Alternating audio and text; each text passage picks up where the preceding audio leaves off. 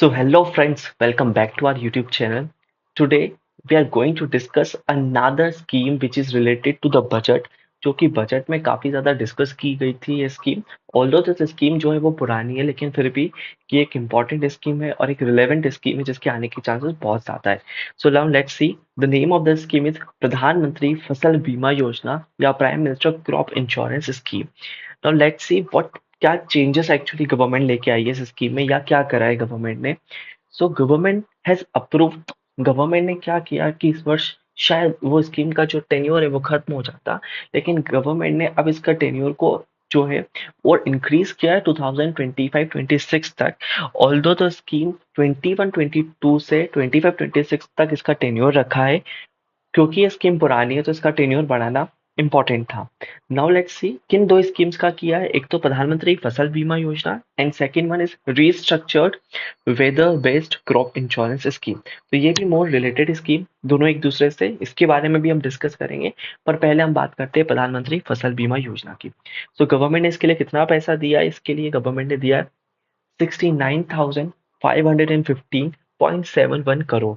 तो लगभग 70,000 करोड़ के करीब पैसा दिया है। थोड़ा एक मोटा, आप अगर एक एवरेज मान के चलो तो 70,000 या 69,000 तो आपको पता लगेगा। इसके साथ साथ गवर्नमेंट ने यहाँ पर लार्ज स्केल टेक्नोलॉजी इन्फ्यूजन का भी काम किया है, और इसलिए गवर्नमेंट ने फंड बनाया है ताकि ट्रांसपेरेंसी, बेटर क्लेम किया जा सके अपने इंश्योरेंस का और बेटर सेटलमेंट किया जा सके। So government has formed a basically a fund जिसका नाम है fund for innovation and technology, जिसे हम बोलेंगे फियाट। कितने का? 825 24.77 करोड़ का। सो दिस इज ऑल्सो इम्पोर्टेंट। कभी क्वेश्चन आ जाता है कि ये किस स्कीम से रिलेटेड है फियाट फंड, तो प्रधानमंत्री फसल बीमा योजना से रिलेटेड है ये fund. Remember this thing, it is an important. Now let's move. इस स्कीम के बारे में हम लोग पढ़ते हैं, क्योंकि ये एक डेटा तो इम्पोर्टेंट है लेकिन इसके पीछे का बैकग्राउंड भी हमें पता होना जरूरी है।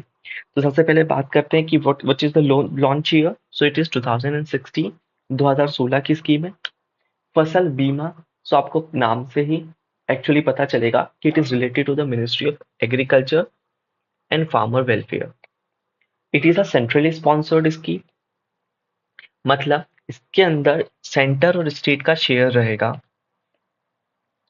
एक बार आपको पता होना चाहिए कि जनरली जितनी भी सेंट्रली स्पॉन्सर्ड स्कीम होती है वो स्टेट्स के लिए वॉलेंट्री होती है। स्टेट चाहे तो इसे ज्वाइन करे, स्टेट नहीं चाहते उसको ज्वाइन करना तो वो ज्वाइन नहीं कर सकते। जैसे फसल बीमा योजना, कुछ स्टेट्स अगर नहीं चाहते ज्वाइन करना तो वो नहीं कर सकते। सिमिलरली एक और स्कीम है, वो है प्रधानमंत्री जन आरोग्य योजना। वो स्कीम भी सेंट्रली स्पॉन्सर्ड है। तो हमको पता है कि कुछ राज्य जैसे उड़ीसा था पहले, जब बीजेपी गवर्नमेंट नहीं बनी थी, या बंगाल। बंगाल आज तक उसमें इंक्लूड नहीं हुआ है। उड़ीसा अब इंक्लूड हो चुका है, दिल्ली भी अब इंक्लूड हो चुका है। पहले दो स्टेट्स और यूटी उसके अंदर नहीं इंक्लूड होते थे। तो इसके अंदर हम लोग बात करें सेंटर का शेयर और स्टेट्स का शेयर की, तो इसके अंदर 60-40 रहेगा। लेकिन अगर हिली स्टेट्स या नॉर्थ ईस्ट है तो 90-10 शेयर रहेगा। This is also important. Now we already discuss the time period. Financial outlay भी हमने डिस्कस कर लिया था कि लगभग 69,000 या 70,000 के करीब है। Now let's discuss what is the aim of this scheme. इस स्कीम का एम क्या है कि जो बर्डन होता है फार्मर्स पे, प्रीमियम बर्डन होता है, क्योंकि कई बार वो इंश्योरेंस लेते हैं, तो उसको थोड़ा रिड्यूस करना। क्योंकि क्रॉप इंश्योरेंस स्कीम में गवर्नमेंट से पैसा तो ले लेते हैं, पर कई बार अ, इतना ज़्यादा प्रीमियम भरना पड़ता है स्कीम के अंदर अगर वो पार्टिसिपेट करते हैं। तो इस वजह से भी एक इशू था, तो इस वजह से इसका प्रीमियम करना, समय पर क्रॉप सेटलमेंट करना। There was problem in India कि हम लोग इंश्योरेंस ले लेते हैं, चाहे हेल्थ इंश्योरेंस है या क्रॉप इंश्योरेंस है, लेकिन उसका I personally have gone through this कि उसका जो प्रीमियम मिलने में इतना समय लग जाता है कि वो अमाउंट बहुत ज़्यादा हमारा वहाँ पर फंसा रह जाता है। So that is the main issue. तो गवर्नमेंट इसलिए फसल बीमा योजना लेकर आई। Now let's see what are the major objective of this scheme is to provide insurance coverage in the event of failure। अगर गवर्नमेंट ने कुछ ऐसे इवेंट्स लिख दिए कि ऐसे ऐसी सिचुएशन होती है और उसमें आपका क्रॉप फेलियर होता है, तो हम आपको इंश्योरेंस कवरेज और फाइनेंशियल सपोर्ट देंगे। नाम से ही पता चल रहा है, बहुत ज़्यादा मैं डिस्कस नहीं करूंगा इसमें। Second, income of the farmer को स्टेबलाइज करना, ताकि फार्मर्स का जो एक पर्टिकुलर अमाउंट ऑफ पैसा है, कई बार फसल बिगड़ने की वजह से, सीजन बिगड़ने की वजह से फार्मर्स के पास उतना पैसा नहीं बचता कि वो उनका आने वाला समय 6 महीने 1 साल उसको निकाल सके। मान लीजिए खरीफ सीजन बिगड़ गया, तो वो सोचते हैं राबी में कर लेंगे, कई बार राबी भी बिगड़ जाता है। तो इस वजह से फार्मर सुसाइड जैसे इश्यूज बहुत ज्यादा भारत में बढ़ते हैं। दैट्स वाई उनके इनकम को स्टेबलाइज करने के लिए government came with this an idea. Third, ताकि जो फार्मर्स के पास इतना पैसा रहे कि वो इनोवेशन या मॉडर्न टेक्नोलॉजी भी से भी काम कर सकें। फोर्थ, फ्लो ऑफ क्रेडिट बना रहना चाहिए, फार्मर्स के पास पैसा रहना चाहिए। Now that's see the premium की बात करते हैं। सो दैट्स वाई गवर्नमेंट ने एक प्रीमियम डिसाइड करा है कि आपको इतने प्रतिशत जो है आपको प्रीमियम, यूनिफॉर्म प्रीमियम देना ही होगा फार्मर्स को। That is the thing. अब ये बहुत इंपॉर्टेंट डेटा है जो आपको पता होना चाहिए। There were many chances, there was already the question has been asked ना, हाई चांसेस हैं कि और भी पूछे जा सकते हैं। तो अगर हम लोग बात करें, सो खरीफ क्रॉप पर what is the premium? It is 2%। For the rabi crop it is 1.5%। And for the horticulture it is 5%। या कमर्शियल क्रॉप्स होते हैं, खरीफ क्रॉप्स पे 2%, राबी जैसे वीट 1.5%, हॉर्टिकल्चर या कमर्शियल क्रॉप्स हैं तो वो 5% रहेगा। Remember this thing. The premium rates बहुत ज़्यादा कम है, एंड जो बैलेंस करने के लिए गवर्नमेंट भी इसमें कई बार पैसा देती है, ताकि फार्मर्स को एक्चुअली पूर्णतः इसका इंश्योरेंस कवरेज मिल सके। Next is this is an also important thing, there is no upper limit on the government subsidy. अगर प्रीमियम 90% तक भी अगर होता है तो कई बार गवर्नमेंट भी इसको बॉन्ड कर लेती है। Remember this thing. Now centre ने 2020 में डिसाइड किया कि जो प्रीमियम सब्सिडी है, कई बार क्या होता है कि फार्मर्स का, जैसे मैंने कहा कि प्रीमियम सब्सिडी भी गवर्नमेंट भर देती है। आपके पास पैसा नहीं है तो गवर्नमेंट कई बार प्रीमियम सब्सिडी भी भरने को तैयार होती है कि आप भले सब्सिडी ले लो बट क्रॉप इंश्योरेंस करवा लो। सो दैट्स वाई गवर्नमेंट ने कहा कि एक लिमिट लगा दी कि जितना भी प्रीमियम सब्सिडी, मान लीजिए 100 रुपीज उनका उनको पैसा देना है फार्मर्स को, तो गवर्नमेंट सिर्फ फार्मर्स को देना है, तो गवर्नमेंट सिर्फ 30% देगी अनइरिगेटेड लैंड पर, और 25% देगी, आप 25% देगी इरिगेटेड लैंड पर। तो अगर 100% आपको प्रीमियम भरना है तो कई बार गवर्नमेंट बहुत ज्यादा आगे तक चले जाती थी, पर इसलिए ये चीज करी गई। Remember this thing. ये ओके, ये चेंजेस हो चुके हैं, पहले अपर लिमिट नहीं थी, ये मैंने इसलिए लिखा कि आपको पता होना चाहिए। Now there was, remember this, now there is an upper limit, remember this thing. Now there is an upper limit, इसको थोड़ा सा आप काट सकते हैं, this is an upper limit. All farmers include sharecroppers and tenants farmer growing the notified season are eligible for the coverage, remember this thing. Now what is compulsory component? So अगर कोई farmer, सारे farmer जो seasonal agriculture operation loans ले रहे हैं financial institution से, remember this thing, अगर loan किसी ने फाइनेंशियल इंस्टीट्यूशन से पैसा फार्मर्स ने लिया है तो उनको कंपलसरी इस स्कीम में आना होगा। और वो फार्मर जिन्होंने गवर्नमेंट से, बैंक से लोन नहीं लिया है, तो वो इसके अंदर उनके लिए this is an optional scheme, optional for the Loni person, and non Loni person के लिए, जो ने लोन नहीं लिया उनके लिए वॉलेंट्री है। This is also important. Now let's see the comprehensive coverage क्या क्या कवर किया है। इनमें नेचुरल डिजास्टर्स कवर किए हैं, अगर ड्रॉट हो जाता है, सूखा पड़ता है, बाढ़ आ जाती है, पेस्ट के लिए, डिसीज से, ये सारी चीजों के लिए कवर किया है। सेकेंडली, अगर मान लीजिए पोस्ट हार्वेस्ट आपने कर लिया है, and you have done a harvest, आपने काट लिया है, पर लैंडस्लाइड हो जाती है या हेल स्टॉर्म्स हो जाता है, बहुत ज्यादा बारिश हो जाती है, हेल स्टॉर्म्स हो जाते हैं, तो उन नोटिफाइड क्रॉप्स पे भी एक्चुअली उनको भी कवर कर लिया गया है। This is you have to remember. Now there was two situation, अगर ऐसी सिचुएशन आती है कि वॉर हो जाती है, या न्यूक्लियर अटैक, न्यूक्लियर रिस्क रहती है, या मैलिशियस डैमेज हो जाता है, किसी ने जान कर दिया, तो इस सिचुएशन में एक्चुअली ये कवर नहीं करता। जैसे इंडिया पाकिस्तान का जो भी वॉर हुआ, मान लो उसमें जो भी क्रॉप खराब हुआ और उन फार्मर्स का इंश्योरेंस होगा, बट वो इंश्योरेंस कवरेज में इंक्लूड नहीं होगा, न्यूक्लियर रिस्क कवर नहीं होगा, एंड मेलिशियस डैमेज भी कवर नहीं होगा। Now let's see the timely compensation, that's very important thing. तो अगर फसल बीमा में आपने क्लेम किया है, सो आपको विद इन 2 मंथ्स कॉम्पनसेशन देना ही सर पड़ेगा, ये सरकार ने प्रोविजन कर दिया है। तो 2 महीने के अंदर आपको इंश्योरेंस का कवरेज मिलेगा ही सही, that is the important thing.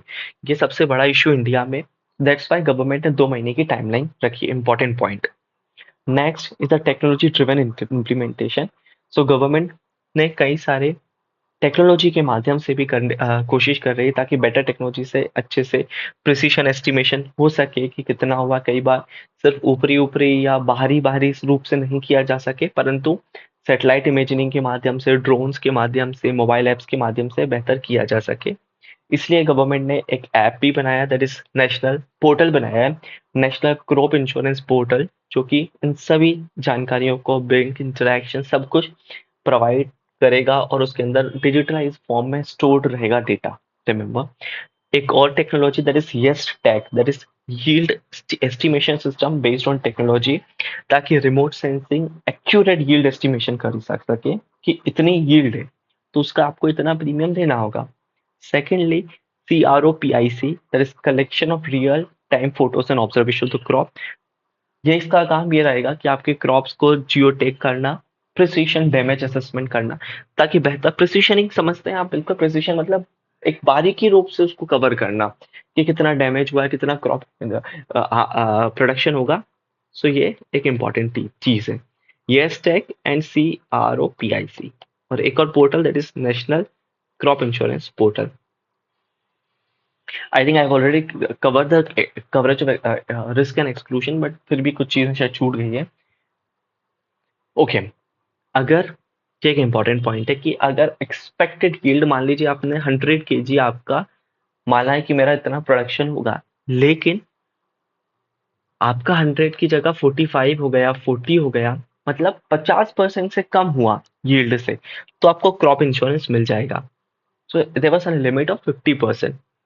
Second, coverage अगर आपका हार्वेस्टिंग कर दिया आपने क्रॉप का, और पोस्ट हार्वेस्ट की बात चल रही है यहाँ पे, पोस्ट हार्वेस्ट के बाद आपने क्रॉप कर लिया, तो ऐसा नहीं रहेगा कि पोस्ट हार्वेस्ट के बाद पूरे समय तक आपका वो इंश्योर्ड रहेगा।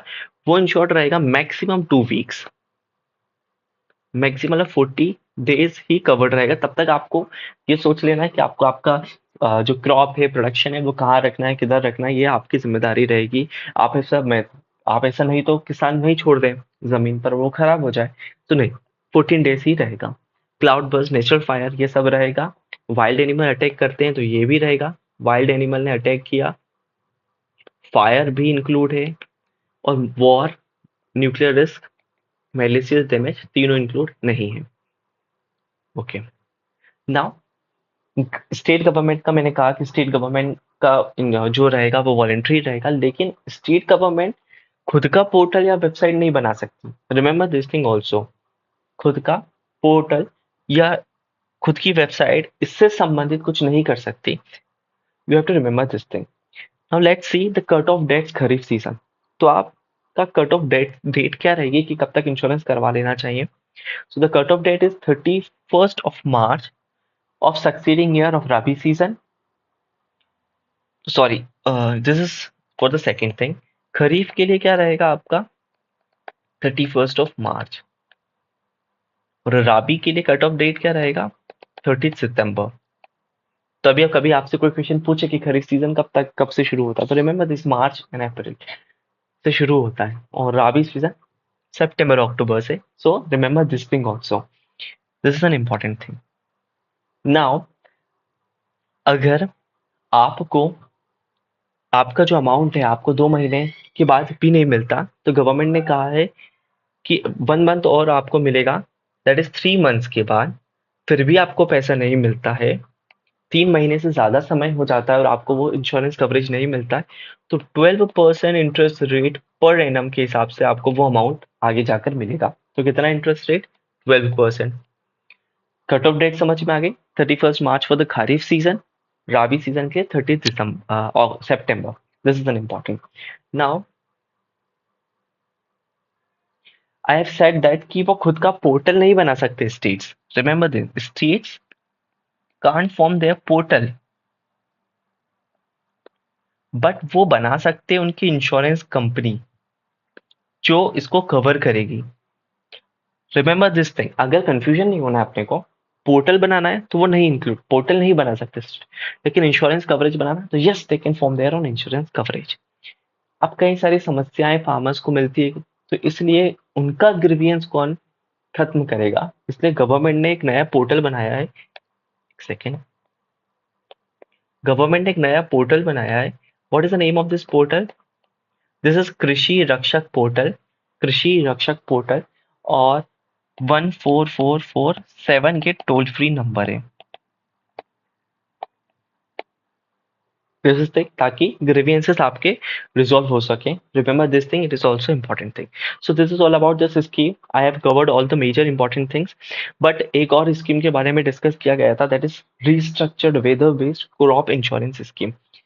सो this is also like a crop insurance, लेकिन ओनली वेदर बेस्ड। जी सर, वेदर इसका मेजर फैक्टर रहेगा। इसके अंदर आपका, अगर आपका एनिमल्स कर दिया या किसी ने दूसरी स्थिति के कारण हो गया, तो वो इंक्लूड नहीं रहेगा। ये वेदर बेस्ड है मोर, ये बहुत कॉम्प्लीमेंट्री एक दूसरे से। पर अब डिस्कस किया गया है तो हमें भी डिस्कस कर लेना चाहिए। It was also introduced in 2016। First thing, drought, flood, cyclones, hailstorms आते हैं, वही चीज। It provide insurance coverage for the food crops, oilseeds, commercial, horticulture. Okay. और फार्मर्स कौन कौन से एलिजिबल रहेंगे? सारे फार्मर्स रहेंगे, उसमें भी सारे फार्मर्स थे, उसमें भी शेयर क्रॉपर्स थे, टेनेंट फार्मर्स थे। और almost similar this scheme. Next इस दोनों में डिफरेंस क्या है? बहुत माइन्यूट सा डिफरेंस है जो थोड़ा सा हम लोग समझ लेते हैं। जैसे फसल बीमा योजना क्यों होती है? It's a crop loss due to natural calamities. Natural calamity कुछ हो जाती है, लेकिन ये क्यों होती है? ये वेदर फ्लक्चुएशंस की वजह से होती है। First is natural calamity, second is whether fluctuation. इसका जो लॉस होता है वो यील्ड के हिसाब से होता है, यील्ड के हिसाब से। लेकिन इसका जो होता है वो वेदर के हिसाब से होता है कि रेनफॉल कितनी हुई है, प्रेसिपिटेशन कितना हुआ है, टेम्परेचर कितना हुआ है। ये यील्ड के बेसिस पे होता है, ये वेदर के बेसिस पे होता है। इंश्योरेंस का बेसिस क्या रहता है? Crop cutting experiment. लेकिन इसका क्या रहता है? रेनफॉल, टेम्परेचर, एक्सट्रीम्स, ये इसका मेन रहता है। इसका क्लेम कौन देता है? गवर्नमेंट और इंश्योरेंस कंपनी। लेकिन इसका जो रहता है वो प्री डिफाइंड रहता है। वेदर स्टेशंस पर पहले से डिफाइंड रहता है कि बारिश ज्यादा हो गई है, कम हुई है, तो इस वजह से वो पहले से डिसाइडेड रहता है। इसका असेसमेंट कौन करता है? State government, joint committees, insurance company. इसका असेसमेंट कौन करता है? IMD, weather station. So more related to the climate only, to the climate only. Next is cover the localized risk like drought, flood, pest, hailstorms. लेकिन ये क्या करता है? Unusual rainfall, heat waves, cold waves. सो बहुत ज़्यादा discussion difference नहीं है, but थोड़ा सा हमको आइडिया होना चाहिए कि ये पूर्णतः वेदर बेस्ड है। आईएमडी इसके अंदर पैसा देता है। ये एक्चुअली पूरी तरीके से वेदर इंडाइसिस पे डिपेंड होता है। तो this is all about this scheme. और प्लीज़ इसी तरीके से हम स्कीम लाएंगे, तो इसलिए आप हमको सपोर्ट करें। Please like, comment, share and subscribe. Thank you so much.